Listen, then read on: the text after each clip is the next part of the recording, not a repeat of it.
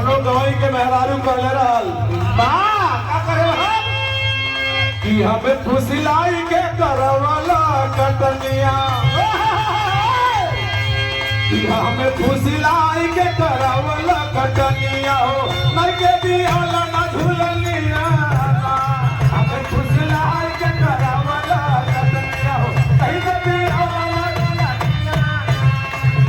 फुसिलाई के करवला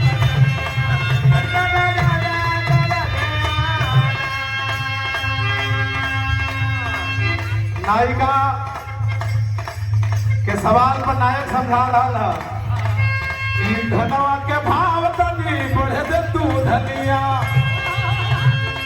धनवा के भाव तनी बढ़े दे तू धनिया हो तुह के गढ़ाई झुलनिया, धनवा के भाव तनी बढ़े दे तू धनिया हो तुह के गढ़ाई झुलनिया, धनवा के भाव तनी बढ़े दे तू धनिया।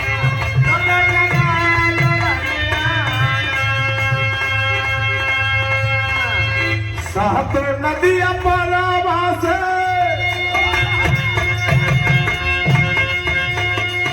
सात नदिया परवा से बड़े भैया अइले रे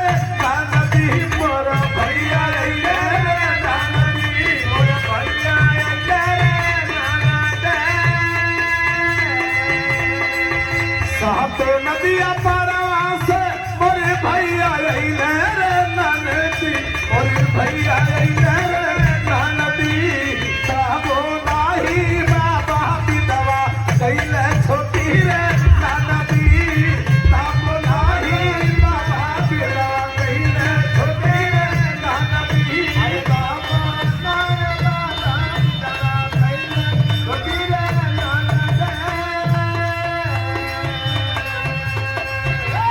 खपाई सखावा में जमीनिया धरे रे नदी जमीनिया धरे रे जमीनिया धरे रे नदी खपाई सखावा में जमीनिया धरे रे नदी जमीनिया धरे रे नदी जमीनिया धरे रे नदी अरे वही से जारे दिया हमारी छोटी रे दादा वही से जारे दिया हमारी छोटी रे दादा दी जारे दिया छोटी रे नाना सावना भदौआ में ओरवनिया चूहे रे नानदी ओरवनिया चूहे रे नानदी ओरवनिया चूहे रे नानदे सावना भदौआ में ओरवनिया चूहे